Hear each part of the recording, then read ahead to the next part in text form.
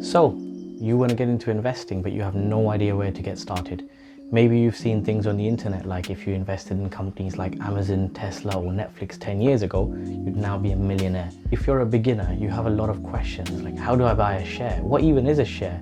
I heard investment's risky. How much money do I need to get started? And then when you try and look into all these things, you come across even more confusing terms and acronyms like Roth IRA, ISA, 401k, ETF, crypto, FTSE 100, S&P 500.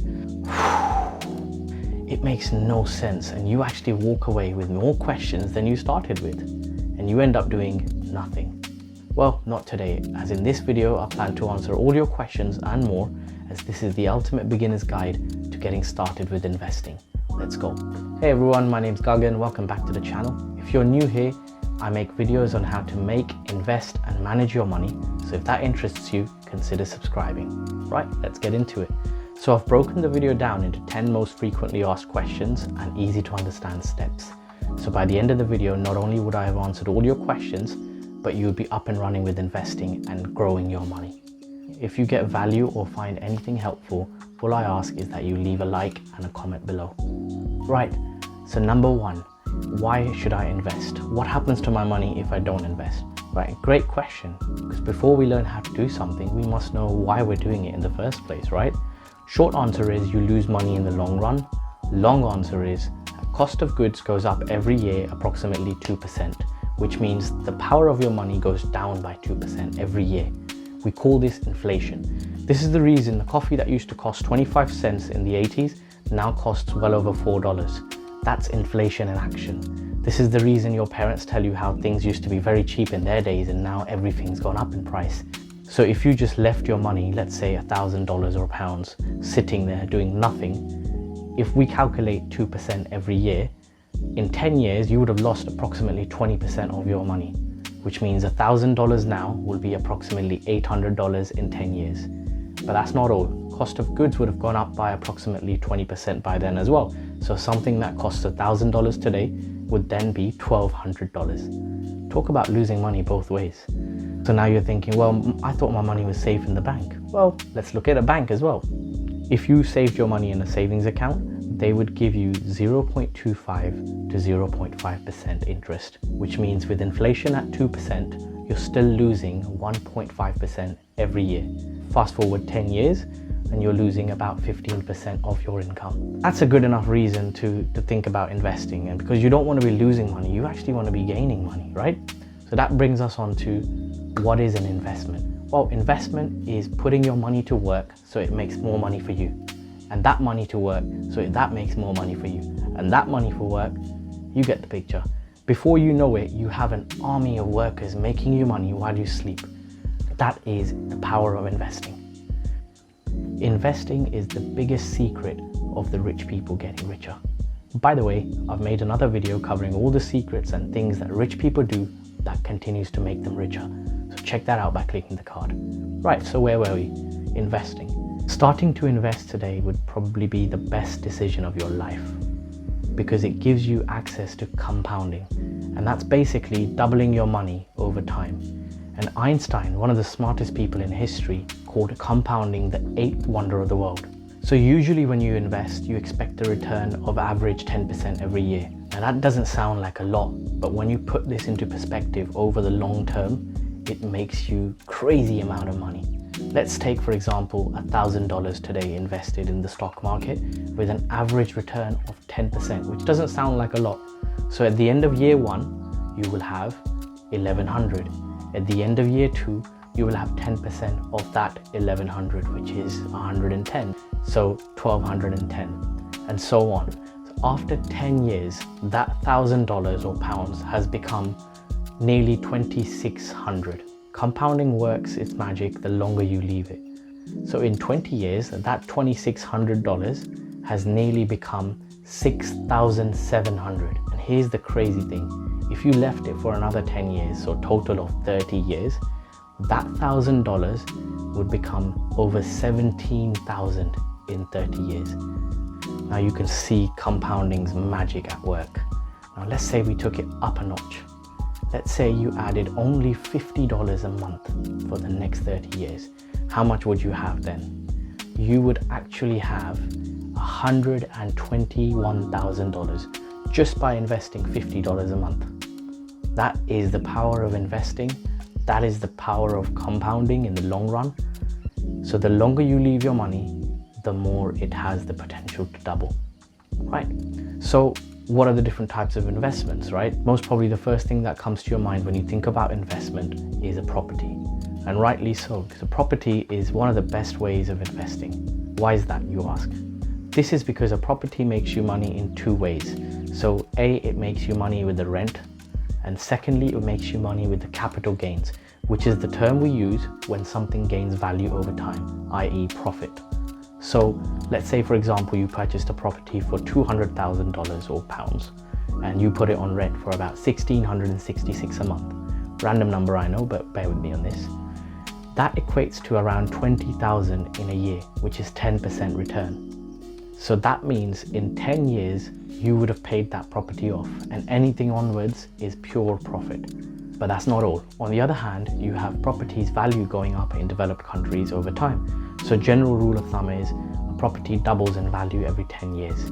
So if we apply that same formula to our property, in 10 years, not only has our rent paid off the property of $200,000, but now the property price has actually doubled. So now it's $400,000. Talk about double profit. And you keep the property. Investing in property definitely does have its downsides. First of all, you need a huge deposit to pay. You need to pass a mortgage. You need to renovate. You need to manage tenants, repairs, and all sorts. If only there was a way to have the same benefits that you'd get from an investment in a property, but without the hassle. Well, that brings us on to shares. What are shares? Well, as it says on the tin, shares are a share in the business. So you are a part owner of the business. If you have a share in Apple, you have a share in Netflix, you have a share in Tesla, you are a part owner of those companies. And that's literally how you should take it. Whenever you invest for the long term. So similarly with shares, you have two ways of making money. A, dividends, which is a share of the profit that a company gives to its shareholders. And two, capital gains, which is like our property example, the value of your shares going up over time.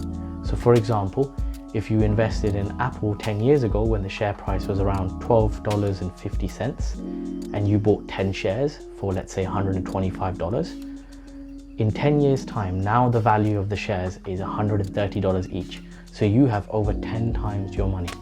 Similarly with Netflix at $31 approximately in 2011, now over $550. That's over 17 times gain.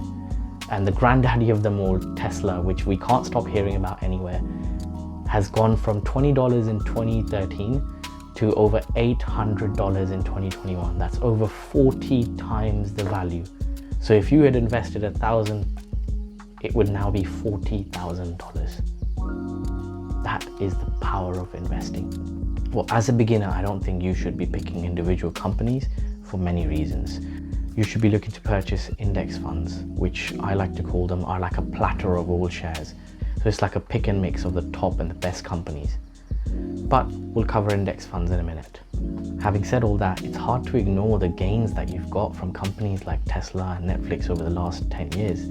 So here are some of the things you need to keep in mind when trying to pick a company to invest in. Think long term. Think of it as if you're buying an actual business. So here's a mistake that a lot of beginners make, is they think like traders, not investors. Traders are people who buy something and sell it in the short amount of time. So within days, within weeks, within months. But investing, as we saw, is about harnessing the power of compounding. It's about investing for the 10, 20, 30 years. It's about setting yourself for life. So the thing that's most important to keep in mind is think long term. Is this company going to be around in 10 years? And that's not all. You need to be thinking of finding companies that will not only be around in 10 years, but will actually be thriving in 10 years. So let's say if I were to pick a company now to invest in, I would be looking at where the world is going. What is going to be important in 10 years? So I'll definitely not be investing in a company like Blockbuster because they are renting DVDs and no one watches DVDs anymore, right? I'll be looking at the future of entertainment, which is streaming. So that's Netflix, Disney Plus, Prime Video, all these. We're also going towards a fossil-free world, so clean energy is a really big push, especially with Joe Biden's administration now. So it's safe to assume that in the next 10 years, clean energy companies will be taking off. Similarly, robotics and automation is really kicking off right now. So in the next 10 years, we're going to see self-driving cars, robots doing your work at home, and a lot more. So it's safe to assume that companies making robotics and automation things are going to do well. Drones are another thing that will be doing well, as well as plant-based food, as well as genomics is the ability to treat diseases and conditions by editing genes. Now, I'm not a financial advisor, so don't take this as an investment advice, but simply as a guidance on how to look at the market and things you should avoid. Right, so those are some of the things I would try and keep in my mind. I would think long term, I would think, is this company going to make an impact on the world? Is this company going to do something that's going to change the way we look at things? Think of how Apple changed the way we listen to music in 2001 with the iPod. Think of how they changed the way we look at smartphones in 2007 with the iPhone. And also think about how Kodak failed to stay with the times and continued to push its print model rather than adapting to the digital world. Now, picking stocks, like I said, definitely does have its disadvantages. Stocks are not only high reward, but they are also high risk. Another disadvantage of picking individual stocks as a beginner is the lack of diversity. Now, diversifying is basically saying don't put all your eggs in one basket. So for example, if you had invested in the travel and hospitality industry before COVID hit, you would now be losing a lot of money because the whole industry took a massive hit. So how do I minimize my risk as well as diversify my portfolio? Well, that brings us on to index funds. What is an index fund? Well, it's made up of two words, so let's break it down. Let's start with fund. A fund is basically a way of pooling your money together. So if you have 100 people putting $1,000 each, you now have $100,000 to invest. And then you have a fund manager, that is someone who picks the stocks to invest in. These are called actively managed funds, where a fund manager is hired to expertly pick the right stock, buy and sell at the right time to make everyone in that fund a lot of money. In return, this fund manager charges a commission of 1 or 2%. Now, 1 or 2% doesn't sound like a lot, but it is a crazy amount in the long run. 1% commission could actually lose you 30% of your returns in the long run. So if you were going to make $1 million in 30 years, you're now going to make 700,000. Talk about 1% adding up. That takes us on to passively managed funds. Passively managed funds do not have a fund manager, so there's no one who needs to pick the right stocks or buy and sell. Therefore, you don't pay astronomical commission. Instead, a computer tries to mimic the index, which is what brings us onto the second term, index. An index is basically a way of seeing the top shares in a certain category. For example, S&P 500 are the top 500 companies in the USA. Dow Jones is the top 30 companies in the USA. FTSE 100 are the top 100 companies in the UK. So if I were to look at the FTSE 100 and saw it going down, it's safe to assume that the UK market is going down. Similarly, if the S&P 500 is going up, it's safe to assume that the US market is doing well. So S&P 500, for example, has the top 500 companies in the USA, the likes of Apple, Coca-Cola, McDonald's, Gartner, Tesla. So if I were to invest in an S&P 500 fund, I would be investing in the top 500 companies in the USA, automatically diversifying my portfolio. Not only are you diversifying your portfolio by picking across multiple industries, but you're also avoiding to pay the actively managed fund fees. So where you would have paid a commission of 1 or 2% to a fund manager in an actively managed fund, you would now be paying 0.1 to 0.2%. That is a huge difference. And what we find is often these actively managed funds don't actually end up beating the index funds. So in the long run, you're actually making the same amount with an index fund that doesn't try to do anything fancy, just mimics the industry and tries to make an average return of 8 to 10%. And we've seen what a 10% return can do to our money over the course of 10, 20, 30 years. It is the power of compounding. So now that you've decided you want a balance of index fund as well as some individual stocks, Now the question is, how do I buy a share? Where do I get it from? Do I just go to apple.com or tesla.com and buy my shares? Well, it's not as simple as just going to tesla.com or apple.com. It works via brokers. A broker is someone that enables you to purchase shares from the market. Now, some banks also offer you the ability to invest with them. They provide you a brokerage account, but I like to go with proper brokers that actually deal with just investments, purely because of the interface and the features that we get with them. We'll cover that in a bit more detail later. Due to the hundreds and hundreds of regulations in each country, every country has to have a different broker. Now, some brokers will be across different countries because they are just huge, but you'll find that some brokers are only limited to certain countries. So all you need to do is Google best online broker followed by your country. Personally, in the UK, I use Trading 212 and eToro, and these are the two brokers I recommend for beginners, especially when you're getting started, for multiple reasons.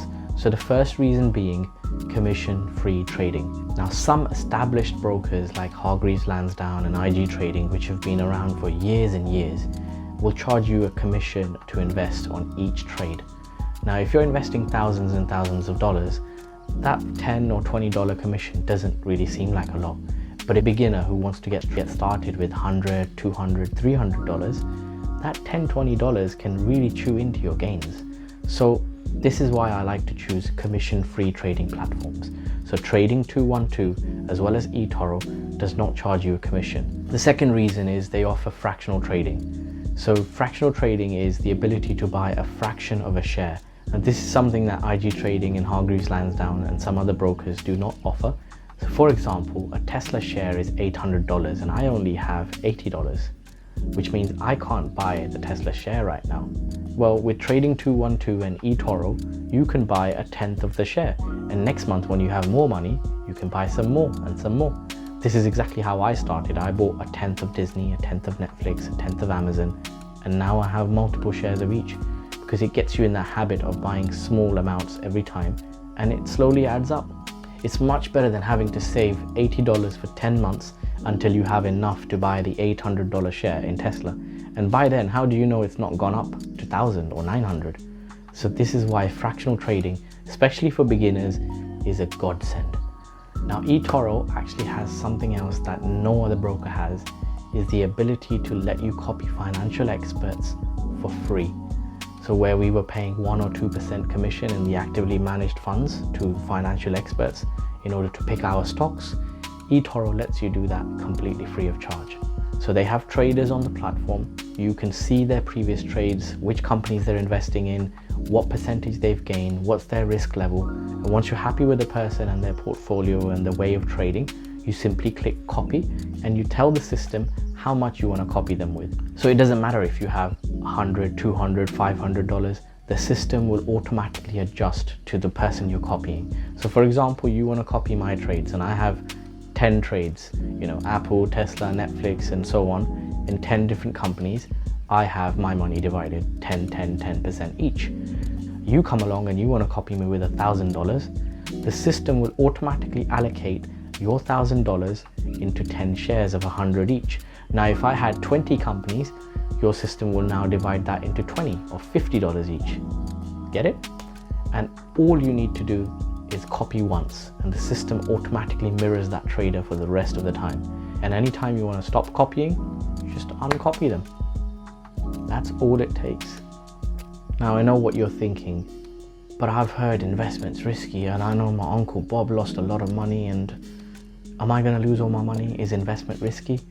Well, short answer is no. Long answer is no. Just kidding. Now, there are multiple reasons for why investment is not risky. Now, first of all, millionaires and rich people would not be putting their money into the stock market if it was risky. They would be putting it into banks and savings account. But we've seen what happens to your money when you leave it in a bank over time, thanks to inflation. So if they can invest their millions in the stock market, I'm sure we as beginners can invest our hundreds and thousands as well. The other reason is that markets will always go up in the long run. If you look at the graph for the S&P 500, which is the top 500 companies in the US, and the FTSE 100, the top 100 companies in the UK, you will see that although there are a few drops in key events like the 2008 financial crash as well as the COVID crash, but you will also see that just after the market dropped, it not only recovered, it actually grew past what it recovered from. So while in the short term the market does react to news and events, in the long run the market always recovers and goes up. You can see that by both of these graphs, as they've always gone up in the long run. They actually go up on an average of 8 to 10% every year. Now the only way you will lose your money is if you sell at a loss. For example, if you bought a share at $100 and tomorrow COVID hit and the share went down to $75 and you really needed the money, or you panicked and you sold it at $75, that is the only time now you have made a 25% loss. But if you had held strong, realizing that the market always goes up in the long run, you would have not only recovered your loss, but actually gained money in the long run. So for example, February 2020, Apple was trading at $80. Next month, March 2020, COVID hits and the share drops to $60. That's 25% loss. If you had 10,000, you would now have 7.5 left. If you panicked at that point and sold your stocks, you've made a 2,500 loss. But if you just held strong and realized that the market will always recover and companies like Apple are not going to go down anytime soon, you will see that in August the price not only recovered past the 80, it was actually trading at $120. So your 10,000 that you sold off at a 20% loss is now actually in profit. So this is why we need to keep our emotions away, and we need to realize that we're investing in the long run. So this is why when you invest, you're investing for the long term. You're not going to look at it every day. Think of it as you're buying a business. By you going and looking at the sale every day, it's not going to improve the sale. Now we're not talking about you actually helping the business and improving it. We're talking about simply looking at the numbers every day. On some days you'll make good money, on some days you'll make bad money, but on average you're going to make a good amount. But if you kept looking at the numbers every single day and you saw the market drop, that's what lets the emotions come in the way and make bad decisions. So this is why if you're investing, invest for the long term, invest to get as much as compounding as possible. You need to realize that the market always recovers in the long run, and hold on. And you actually need to buy more when the prices drop.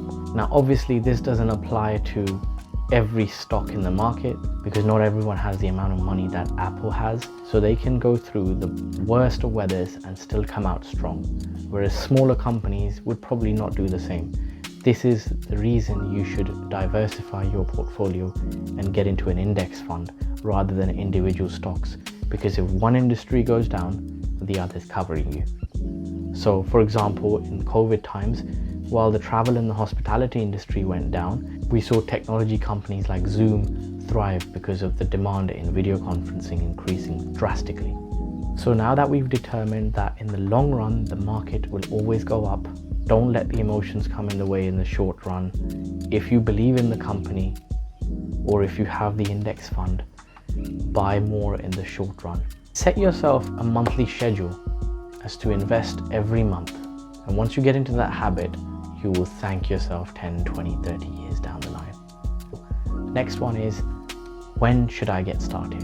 Well, the best time to get started with investing was 10 years ago. The second best time is today.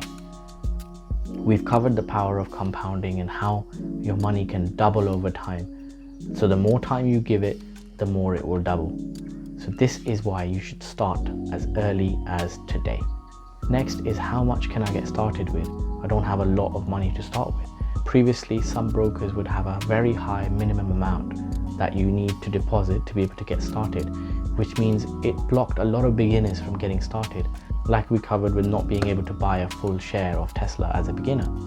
So this is why I really like these new type of platforms like Trading 212 and eToro, where they let you get started with as little as £10 or $10. Now, realistically speaking, investing $10 would not get you a lot, because even if that doubled, that's only $20. But the idea is to get you in the habit of investing. Once you see that money grow, you would want to put in more and more and more. And the main thing is that you should get into the habit of investing a certain amount every month. Like we saw with the example of investing just $50 a month for 30 years can get you over $100,000. What is $50? That's just over $10. What is $50? That's just over $1. That's just over $1 a day. I mean, what is $50? That's just over $1 a day. Imagine you put down 100 or 200, 300 every month. How much would you have to retire with? Now, ideally, I would recommend you start off with around $200 to $300, especially when you're copying traders on eToro. But if you don't have that much, I would suggest you get started with as little as you have right now, purely to get you started. Because if you don't do it today, you're going to forget, and you're going to remember 2 years down the line, oh, I needed to invest. I could have made this much money. So get started today. So how do I get started? If you're in the UK or Europe, click on the links below to register your account with Trading 212 or eToro and get started today. If you're outside of UK or Europe and don't have access to these brokers, simply Google best online brokers followed by your country. So if you're in the US, one of the brokers that offers commission-free trading is Webull. If you're in India, all you do is the same search, best online brokers India, best online brokers Germany, and so on. So once you've found the ideal broker, create an account. It's similar to creating a bank account, but much easier. So they will ask you to verify your ID. Once your account is set up and approved, you are ready to start investing and growing your wealth. So I hope that's been helpful and given you some clarity. If you have any questions, please leave them in the comments below and I'll be sure to answer them. If you found this helpful or got value from the video, all I ask is that you like, comment and share it with your friends. If you want to see more videos about how to make, invest and manage your money, click the subscribe button as I'll be uploading regular videos. Right, that is all for today. I hope you've enjoyed. Thank you very much for your time and I shall see you in the next one. Take care.